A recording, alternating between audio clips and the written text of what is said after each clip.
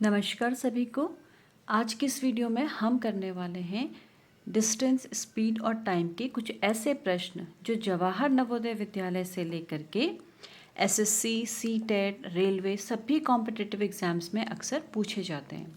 तो हम इसका पहला क्वेश्चन देखते हैं कि एक ट्रेन 72 किलोमीटर पर आवर की गति यानी कि स्पीड से चल रही है। वह 12 सेकंड में एक पोल को पार करती है, तो ट्रेन की लंबाई ज्ञात करो।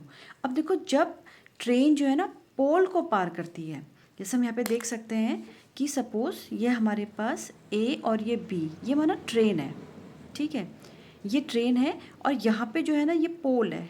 इसको अब ये सिर्फ पोल को यहाँ से पार करना है। तो जब ये जो ट्रेन है इस पोल को पार करके इधर पहुँच जाएगी, ये ए पोर्शन इसका आ जाएगा यहाँ और ये बी इधर। तो हम देखेंगे ना इस ट्रेन ने यहाँ से यहाँ तक आने में कितनी डिस्टेंस ट्रेवल करी, जितनी इसकी ये लंबाई है। तो जब भी ट्रेन पोल को पार करती है तो उसकी जो डिस्टेंस होती है, जितनी उसने डिस्टेंस कितनी ट्रैवल करी यहाँ से यहाँ तक आने में, जो उसने डिस्टेंस ट्रैवल करी है वो ट्रेन की ही लंबाई के बराबर होगी। और दूसरी चीज़, यहाँ पे जो स्पीड हमें दी है वो दी है 72 किलोमीटर पर आवर, ठीक है, और हमें टाइम दिया है 12 सेकेंड्स। तो हमें यहाँ पे ये ध्यान रखना होता है कि ये जो यूनिट है ना हमारी, वो हमेशा क्या होनी चाहिए, सेम होनी चाहिए। तो अगर हमारी टाइम जो है हमारा 12 सेकेंड्स है, तो हमें यहाँ पे भी इसको सेकंड में कन्वर्ट करना होगा, यानी कि जो स्पीड है वो किलोमीटर पर आवर की जगह पे मीटर पर सेकंड में चेंज करना होगा। तो इसको मीटर पर सेकंड में चेंज करने के लिए हम मल्टीप्लाई कर देते हैं 5/18 से। तो ये 18 1 ज़ा 18 और ये 18 4 ज़ा 72, तो 4 5 ज़ा 20। तो हमें जो स्पीड मिली है वो मिली है 20 मीटर पर सेकेंड। तो अब हमें देखो, हमें डिस्टेंस निकालना है। स्पीड हमारे पास आ गया 20 मीटर पर सेकेंड और टाइम हमारे पास है 12 सेकेंड्स। तो हमें पता है डिस्टेंस का फॉर्मूला कैसे निकालते हैं। डिस्टेंस इज इक्वल टू होता है स्पीड इनटू टाइम। तो अब हमारे पास स्पीड कितनी है ट्रेन की, ट्रेन चल रही है 20 मीटर पर सेकेंड की स्पीड से और उसने जो टाइम लिया है वो लिया है 12 सेकेंड्स। तो डिस्टेंस कवर्ड कितना हो जाएगा, 12 और इंटू 20 यानी कि 240 मीटर। तो यानी कि उसने ये जो डिस्टेंस ट्रेवल किया ना यहाँ से यहाँ तक, वो उसने 240 मीटर ट्रेवल किया है। तो इसका मतलब जो ट्रेन की जो लेंथ है वो भी कितनी होगी, 240 मीटर होगी। अब हम इसी का देखते हैं सेकंड क्वेश्चन। इसमें क्या है, एक 150 मीटर लंबी ट्रेन 60 किलोमीटर पर आवर की स्पीड यानी कि गति से चल रही है। वह 350 मीटर लंबे प्लेटफॉर्म को कितने समय में पार करेगी। अब यहाँ पे जो चीज़ है कि ट्रेन जो है वो प्लेटफॉर्म को पार कर रही है। इसका मतलब कि अगर देखो हमारे पास ये ए और बी जो है ये ट्रेन है, ठीक है। अब जो प्लेटफॉर्म है उसकी भी कुछ लंबाई होगी ना, तो प्लेटफॉर्म की लंबाई हमने ले ली बी से लेके सी तक। अब यहाँ पे ट्रेन है, ट्रेन ने इस प्लेटफॉर्म को पूरा पार करना है, यानी कि ये जो ट्रेन है ए और बी, अब ये जब इस प्लेटफॉर्म को पार करके इसने यहाँ पहुँचना है, ये बी पोर्शन, ठीक है, यहाँ पे, और ये ए इसका आ जाएगा इस प्लेटफॉर्म के लास्ट कॉर्नर पे। तो हम देखेंगे ना कि जब ये इस प्लेटफॉर्म को यहाँ से यहाँ तक इस प्लेटफॉर्म को पूरा पार करती है तो कितना डिस्टेंस ट्रेवल कर रही है, उसकी भी लेंथ है प्लस इस प्लेटफॉर्म की भी लेंथ। तो इसका मतलब जब ट्रेन प्लेटफॉर्म पार करती है तो उसकी जो डिस्टेंस ट्रेवल होगी वो ट्रेन की जो लंबाई है, तो ट्रेन की लंबाई हमारे पास कितनी है यहाँ पे 150 मीटर ट्रेन की लंबाई, ठीक है, 150 मीटर ट्रेन की लंबाई उसने ये पार करना है।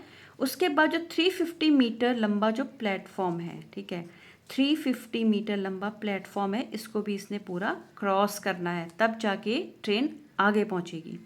तो उसने टोटल डिस्टेंस कितना ट्रेवल कर लिया है, टोटल डिस्टेंस उसने ट्रेवल किया है 500 मीटर।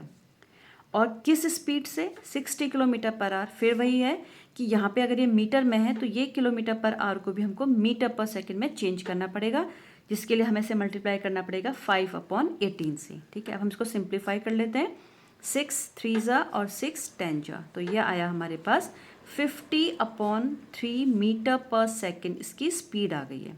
अब यहाँ पे देखो दो ऑप्शन है, या तो हम इसको डेसिमल में कन्वर्ट करके कर लें या हम इसको फ्रैक्शन में ही सॉल्व करें। तो इजी ये रहता है कि हम इसे फ्रैक्शन में ही सॉल्व करें। तो अब हमारे पास क्या आया, हमें निकालना है टाइम। तो हमें पता है कि टाइम इज इक्वल टू होता है डिस्टेंस अपॉन स्पीड। ठीक है, तो यहाँ पर डिस्टेंस कितना ट्रेवल किया है, डिस्टेंस उसने ट्रेवल किया है टोटल 500 मीटर, और जो उसकी स्पीड है वो स्पीड है 50/3 मीटर पर सेकेंड। तो हम यहाँ पे देख सकते हैं कि ये जो 500 है ना, इसको हमने क्या करना है, डिवाइडेड बाय 50/3। ठीक है, तो ये हमारे पास क्या हो जाएगा 500, और ये जो हमें पता है ना, डिवाइड हमेशा किस में चेंज हो जाता है, मल्टीप्लाई में। तो 50/3 हो जाएगा यहाँ पे 3/50। अब हम इसको सिंप्लीफाई इजीली कर सकते हैं, 1 ज़ा और हो जाएगा 10 ज़ा, तो हमारे पास आएगा 30 सेकेंड्स। क्योंकि मीटर पर सेकेंड की बात हो रही है तो टाइम उसे कितना लगेगा, उस प्लेटफॉर्म को क्रॉस करने में 30 सेकेंड्स उसको लगेंगे। ठीक है, अब इसी से रिलेटेड हम एक और क्वेश्चन देखते हैं कि एक 150 मीटर लंबी ट्रेन जो है 60 किलोमीटर पर आवर की स्पीड से एक पोल को पार करने में कितना समय लगेगी। अब देखो वही चीज़ हो रही है, जो ट्रेन है वो पोल को पार कर रही है, यानी कि जब ट्रेन इस पोल के इस पार जाएगी तो वो कितनी डिस्टेंस कवर करेगी, सिर्फ अपनी लेंथ के बराबर, है ना। तो इसका मतलब ये कितनी डिस्टेंस कवर करेगी, जितनी इस ट्रेन की लंबाई है। तो इस ट्रेन की लंबाई कितनी है, ट्रेन जो है वो 150 मीटर लंबी है, तो 150 मीटर इसकी क्या है, लेंथ है, और किस स्पीड से कर रही है, 60 किलोमीटर पर आवर की स्पीड से कर रही है। तो अब अगेन ये मीटर में है, इसलिए इस किलोमीटर पर आवर को हम चेंज कर देंगे मीटर पर सेकेंड में, 5/18 से इसको मल्टीप्लाई करके। इसे सिंप्लीफाई करते हैं, 6 3 ज़ा और 6 10 ज़ा, तो कितना आया इसका स्पीड, 50/3 मीटर पर सेकेंड। अब हमने निकालना है टाइम। तो इसमें जब हम टाइम निकालेंगे तो डिस्टेंस अपॉन स्पीड, तो डिस्टेंस कितनी कवर करी इसने, 150, और अपॉन स्पीड किस स्पीड से करी है, 50/3 की स्पीड से करी है, मीटर पर सेकेंड।